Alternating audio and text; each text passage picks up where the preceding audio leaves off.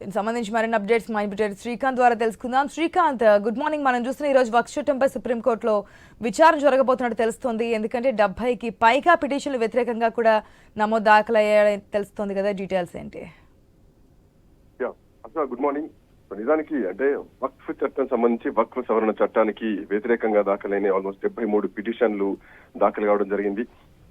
So వీటికి సంబంధించి విచారణ కూడా జరుగుతోంది. సో ఇట్లాంటి నేపథ్యంలో నిన్న ఆల్రెడీ దీనికి సంబంధించి విచారణ ముగిసిన తర్వాత ఆ తదుపరి విచారణ ఇవాళ మధ్యాహ్నానికి వాయిదా వేసింది. సో వక్ఫ్ సవరణ చట్టం పైన స్టేకు సుప్రీంకోర్టు నిరాకరించడం జరిగింది. అయితే కేంద్ర ప్రభుత్వంతో పాటు ప్రతివాదులందరికీ కూడా సుప్రీంకోర్టు త్రిసభ్య ధర్మాసనం ఏదైతే ఉందో సో అందరికీ నోటీసులు జారీ చేయడం జరిగింది.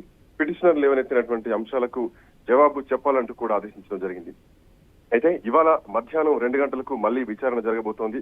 కేంద్రం కేవీఐటీ పిటిషన్ వేయడంతో ఇరువైపులా వాదనలు విన్నటువంటి chief justice Sanjiv Khanna, justice Sanjay Kumar, అలాగే జస్టిస్ కేవీ విశ్వనాథన్లతో కూడినటువంటి త్రిసభ్య ధర్మాసనం విచారణ జరిపింది. సో ఈ సందర్భంగా వక్ఫ్ పై సుప్రీంకోర్టు సిజేఐ సంజీవ్ ఖన్నా చాలా కీలకమైనటువంటి కామెంట్స్ చేయడం జరిగింది. చాలా కాలం నుంచి ముస్లిం కార్యక్రమాలకు వాడుతున్నటువంటి ఈ వక్ఫ్ బై యూజర్ ఆస్తులను డీనోటిఫై చేస్తే చాలా సమస్యలు కూడా వస్తాయి.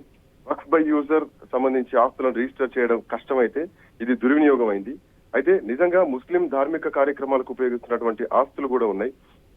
హిందువుల ఆస్తులను హిందువులు నిర్వహిస్తున్నారు కదా, పార్లమెంట్ చట్టాలు చేసేటువంటి అధికారం లేదా? హిందువుల కోసం కూడా పార్లమెంట్ చట్టాలు చేస్తుంది కదా. ఢిల్లీ హైకోర్టు కూడా వక్ఫ్ భూములే ఉంది అంటూ కూడా సుప్రీంకోర్టు కీలక వ్యాఖ్యలు చేయడం జరిగింది.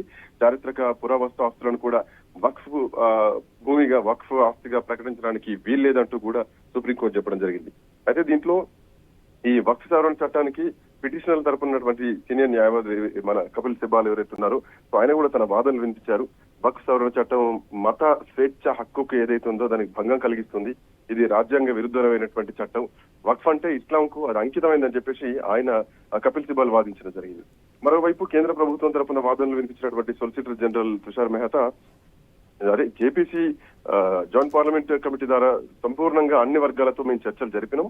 వక్ఫ్ అనేది కేవలం చారిటీకి సంబంధించింది మాత్రమే. ఈ హిందూ ధార్మిక సంస్థలను కూడా ప్రభుత్వాలు నిర్వహిస్తున్నాయంటూ కూడా అటు ఆయన వాదించడం జరిగింది. సో ఇట్లా నేపథ్యంలో సుప్రీంకోర్టు చాలా కీలకమైనటువంటి వ్యాఖ్యలు చేసింది. హిందువుల ఆస్తులను హిందువులు నిర్వహిస్తున్నారు కదా, పార్లమెంట్ చట్టాలు చేసే అధికారం లేదా?